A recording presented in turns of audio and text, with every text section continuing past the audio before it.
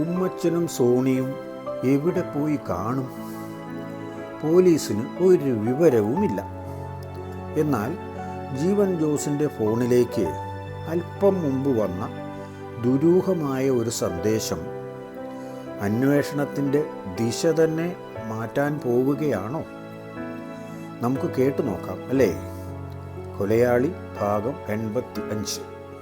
ഉമ്മച്ചൻ അമ്പലവയലിന് പോയത് വളരെ രഹസ്യമായിട്ടാണല്ലോ.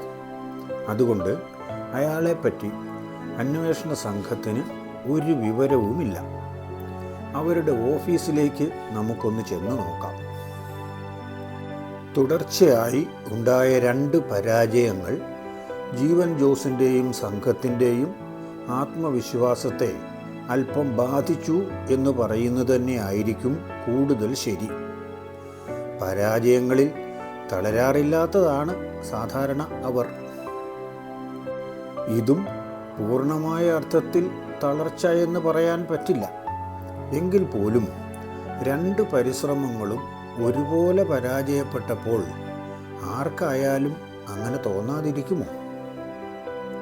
കാക്കിയിട്ടവരാണെങ്കിലും അവരും സാധാരണ മനുഷ്യരല്ലേ? ജീവൻ ജോസിനേക്കാൾ കൂടുതൽ നിരാശാബോധം പ്രകടിപ്പിച്ചത് ജോസ് മാത്യുവും മഹേന്ദ്രനുമൊക്കെയാണ്. രഞ്ജിത്തിനെ അത് അത്രയൊന്നും ബാധിച്ചിട്ടില്ല എന്ന് തോന്നുന്നു. എന്നാലും രഞ്ജിയും സംസാരമൊക്കെ തീരെ കുറവാണിപ്പോൾ. നിരാശാബോധം പ്രകടിപ്പിക്കുന്നതും ഓരോരുത്തരും ഓരോ രീതിയിലാണല്ലോ.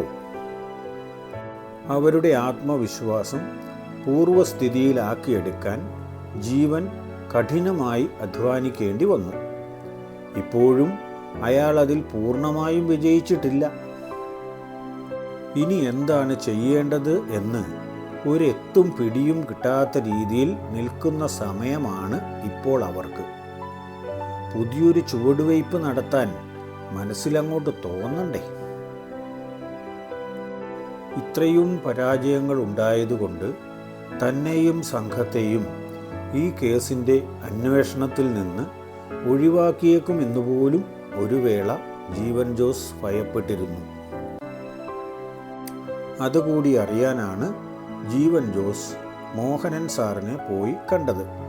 എന്നാൽ മോഹനൻ സാറിനെ കണ്ടപ്പോൾ അദ്ദേഹത്തിന് അങ്ങനെ ഒരു ചിന്താഗതി പോലുമില്ല. മുകളിൽ നിന്നും ആ കാര്യത്തിൽ പ്രത്യേകം പ്രഷറൊന്നും ഇതുവരെയും ഉണ്ടായിട്ടുമില്ല. സംഭവിച്ച കാര്യങ്ങളെപ്പറ്റി മോഹനൻ സാറിനോട് പറഞ്ഞപ്പോൾ അദ്ദേഹം പറഞ്ഞത് ഇപ്രകാരമാണ്: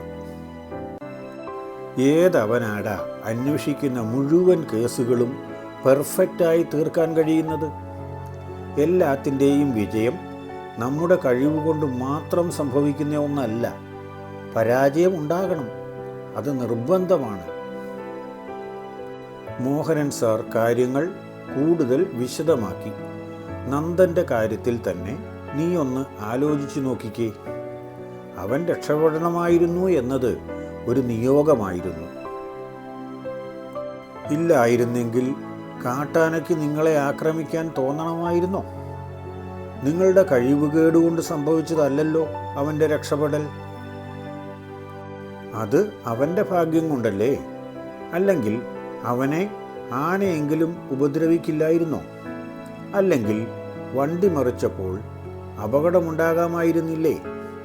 സംഭവിക്കേണ്ടതിനെ നമുക്ക് തടയാനാവില്ല. പിന്നെ രമേശൻ നഷ്ടപ്പെട്ടു പോയതിലും അവരുടെ പിഴവ് എന്ന് പറയാൻ കഴിയില്ല. അത് അവർക്ക് മാത്രം മനസ്സിലാകുന്ന കാര്യമാണ്. നമ്മൾ ഇവിടെ ഇരുന്ന് അതിനെപ്പറ്റി പറയുന്നതിൽ കാര്യമില്ല. എന്ത് കാരണത്താലാണെങ്കിലും അവർ 2 പേരും രക്ഷപ്പെട്ടു പോയി. ഇനി വളരെ പെട്ടെന്ന് തന്നെ അവരുടെ ബാക്കിയുള്ള മിഷൻ പൂർത്തിയാക്കിയേക്കും. അതുകൊണ്ട് ഉമ്മച്ചൻ്റെയും സോണിയുടെയും മേൽ എപ്പോഴും ഒരു കണ്ണുണ്ടായിരിക്കണം.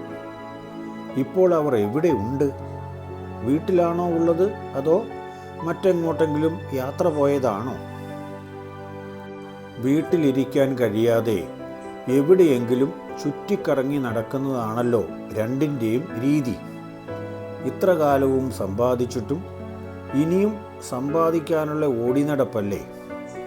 അതും ന്യായമായിട്ടാണെങ്കിൽ വേണ്ടില്ലായിരുന്നു. അവരെ നിരീക്ഷിക്കാനും ഇനിയൊരു കൊലപാതകം ഉണ്ടാകാതിരിക്കാനും വേണ്ടിയാണല്ലോ നമ്മൾ രഹസ്യമായി 2 കുടുംബങ്ങളെ തന്നെ ഉമ്മച്ചൻ്റെ വീടിനടുത്ത് പാർപ്പിച്ചിരിക്കുന്നത്. ഈ അടുത്ത ദിവസം വരെ ഉമ്മച്ചൻ്റെയും സോണിയുടെയും കൃത്യമായ വിവരങ്ങൾ അവർ അറിയുന്നുണ്ടായിരുന്നു. അതായത് അവർ വീട്ടിൽ പറഞ്ഞിട്ട് പോകുന്ന കാര്യങ്ങൾ. പക്ഷേ പല കാര്യങ്ങളും വീട്ടിൽ പറയില്ല എന്നതാണ് ഒരു പരിമിതി. ഈ കഴിഞ്ഞ ദിവസം പായിക്കാട്ടേക്ക് എന്ന് പറഞ്ഞു പോയ ഉമ്മച്ചൻ ഇതുവരെയും തിരിച്ച് വീട്ടിലെത്തിയിട്ടില്ല എന്നാണ് അവരിൽ നിന്നും അറിയാൻ കഴിഞ്ഞത്. എവിടെ പോയതാണോ ആവോ? അടുത്ത പ്രദേശങ്ങളിൽ തന്നെ അയാൾക്ക് 2-3 എസ്റ്റേറ്റുകളുണ്ട്. അവിടുത്തെ കണക്ക് നോക്കാൻ പോകാറുള്ള ദിവസമായതുകൊണ്ട് ചില മാസങ്ങളിൽ ഇങ്ങനെ പോകാറുണ്ട് എന്നാണ് അയാളുടെ ഭാര്യയിൽ നിന്നും അവർക്ക് അറിയാൻ കഴിഞ്ഞത്. മിക്കവാറും ഇന്ന് അയാൾ വീട്ടിൽ തിരിച്ചെത്തുമെന്ന് തന്നെയാണ് വീട്ടുകാരുടെ പ്രതീക്ഷ. അതുകൊണ്ട് ഇതുവരെയും അയാളുടെ പിന്നാലെ അന്വേഷിക്കാൻ ആരെയും വിട്ടില്ല. നിനക്കിത് കേൾക്കുമ്പോൾ തമാശ തോന്നുന്നില്ലേ ജീവൻ? ഇത്രയും ആളുകളെ കൊന്നുതള്ളി എന്ന് ഉറപ്പുള്ള ഉമ്മച്ചൻ്റെ ജീവൻ രക്ഷിക്കാൻ നമ്മൾ നടത്തുന്ന കഠിനാധ്വാനം ഓർക്കുമ്പോൾ എനിക്ക് ചിലപ്പോൾ ചിരിക്കാനാണ് തോന്നാറ്. മോഹനൻ സാർ പറയുന്നത് ശരിയാണ്. ഉമ്മച്ചനും സോണിയും ഒന്നും ഭൂമിക്ക് മുകളിൽ ജീവിക്കാൻ യോഗ്യതയുള്ളവരാണ് എന്ന് പറയാൻ കഴിയില്ല. നമുക്ക് അവനെ തീർത്തു കളയാനുള്ള വകുപ്പില്ല. എന്നാൽ പിന്നെ ഭൂമിയുടെ ഭാരം ഒഴിവാക്കാൻ വേണ്ടിയാണെങ്കിലും ആരെങ്കിലും ഒരുത്തൻ അവരുടെ കാര്യം തീർക്കുന്നെങ്കിൽ തീർക്കട്ടെ എന്ന് വയ്ക്കാൻ പോലും നമുക്ക് കഴിയില്ലല്ലോ. അതൊക്കെ ഓർക്കുമ്പോൾ ചിലപ്പോൾ നിരാശ തോന്നാറുണ്ട്. അവരുടെ ക്രൂരതകൾ തടയാനോ കഴിയില്ല. ഇരയായവരെ സംരക്ഷിക്കാനും കഴിയില്ല. കഴിയുന്നത് ക്രൂരത ചെയ്യുന്നവരെ സംരക്ഷിക്കാൻ മാത്രമാണ്. വിരോധാഭാസമല്ലേ? അയാളുടെ ക്രൂരതയ്ക്കിരയായ ആളുകളെ സംരക്ഷിക്കുവാൻ നമുക്ക് കഴിഞ്ഞില്ല. എന്നിട്ട് നമ്മൾ സംരക്ഷിക്കാൻ ശ്രമിക്കുന്നതോ ആ കുറ്റം ചെയ്ത അയാളെ. വിരോധാഭാസമൊന്നല്ലാതെ പിന്നെ ഇതിനൊക്കെ എന്തു പറയും? ഉമ്മച്ചൻ ഇന്നലെ പോയതാണല്ലോ. ഇന്നുകൂടി അയാൾ വീട്ടിലെത്തിയില്ലെങ്കിൽ അയാളെ അന്വേഷിക്കണം.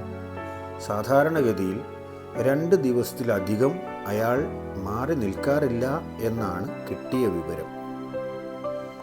പിന്നെ അയാൾ പോകാൻ സാധ്യതയുള്ള മറ്റൊരു സ്ഥലം അമ്പലവയലിൽ പുതിയതായി വാങ്ങിയ സ്ഥലമാണ്. അവിടുത്തെ സ്റ്റേഷനിലേക്ക് മെസ്സേജ് കൊടുത്ത് അവരെ കൊണ്ട് അന്വേഷിപ്പിക്കാം. നമ്മൾ തമ്മിൽ പറയുമ്പോൾ എന്തൊക്കെ പറയുമെന്ന് പറഞ്ഞാലും ഡിപ്പാർട്ട്മെൻറ്റിന് ഉമ്മച്ചൻ്റെ ജീവൻ വിലപ്പെട്ടതാണ്. അത് രക്ഷപ്പെടുത്തണമെന്ന് അവർക്ക് ആഗ്രഹവുമുണ്ട്. നമുക്കതനുസരിച്ച് പ്രവർത്തിക്കാനല്ലേ കഴിയൂ. മോഹനൻ സാറിൻ്റെ ഒപ്പം നിൽക്കുമ്പോൾ തന്നെ ജീവൻ ജോസ് ഉമ്മച്ചൻ്റെ വീടിനടുത്ത് നിരീക്ഷണത്തിനായി പാർപ്പിച്ചിരുന്ന പോലീസ് ദമ്പതികളിൽ ഒരാളെ വിളിച്ചു. ഉമ്മച്ചൻ തിരിച്ചെത്തിയോ എന്ന് ചോദിച്ചു.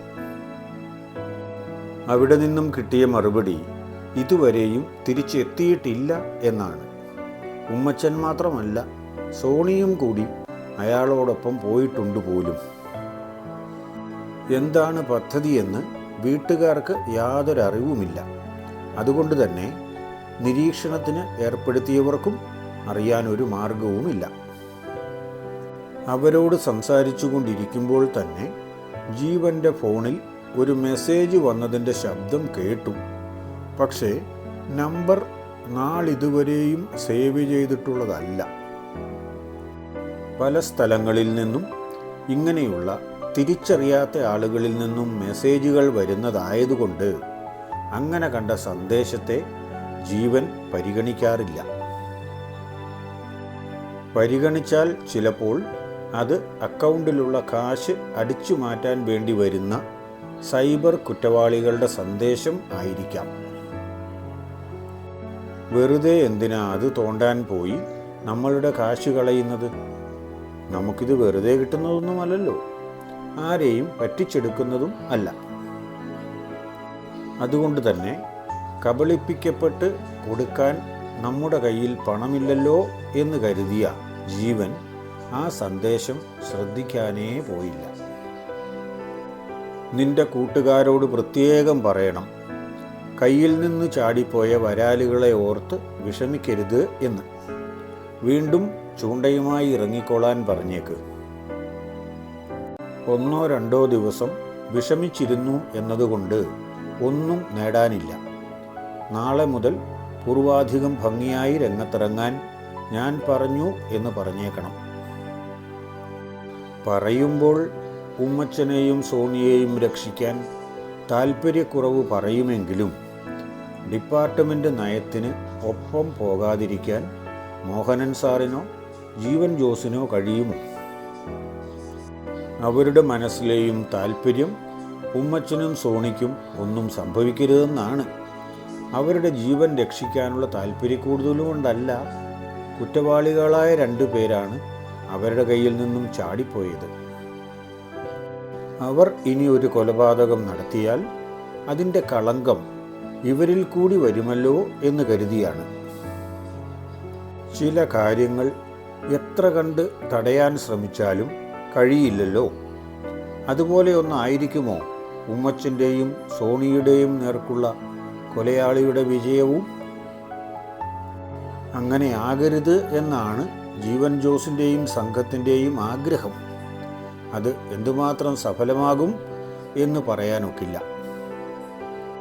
ജീവൻ ജോസിൻ്റെ ഫോണിൽ വീണ്ടും ഒരു മെസ്സേജ് കൂടി വന്നു. നേരത്തെ വന്ന അതേ നമ്പറിൽ നിന്ന് തന്നെയാണ്. ഇപ്രാവശ്യം എന്തുകൊണ്ടോ അയാൾക്ക് തോന്നിയത് സന്ദേശം എന്ത് എന്ന് നോക്കിയേക്കാം എന്നാണ്.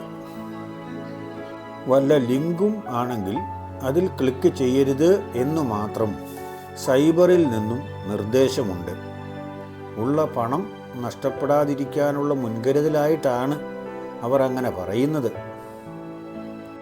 ഇതിൽ പക്ഷേ ലിങ്കൊന്നും കാണുന്നില്ല. ഏതായാലും മോഹനൻ സാറിൻ്റെ തൊട്ട് മുൻപിലിരുന്നു കൊണ്ട് തന്നെ ജീവൻ ആ മെസ്സേജ് തുറന്നു നോക്കി. അയാൾക്കൊരു ഞെട്ടലുണ്ടായോ എന്ന് സംശയം തോന്നുന്നു. കാരണം അയാൾ ഫോണിൽ കണ്ടത് 2-ൽ 1 എന്ന് മാത്രമാണ്. അതോടൊപ്പം ഷെയർ ചെയ്യപ്പെട്ട ഒരു ലൊക്കേഷനും. സന്ദേശത്തിൽ കണ്ട ആ 2-ൽ 1 എന്നത് എന്തായിരിക്കും സൂചിപ്പിക്കുന്നത്? ഇനി ബാക്കിയുള്ള 2 പേരിൽ ഒരാളുടെ കഥ കഴിഞ്ഞു എന്നാണോ? അതുപോലെ സന്ദേശത്തിൽ കണ്ട ആ ലൊക്കേഷൻ എന്താണ്? അത് ഉമ്മച്ചനിലേക്കുള്ള വഴിയാണോ അതോ കൊലയാളി ഒഴുക്കിയ മറ്റൊരു കെണിയോ?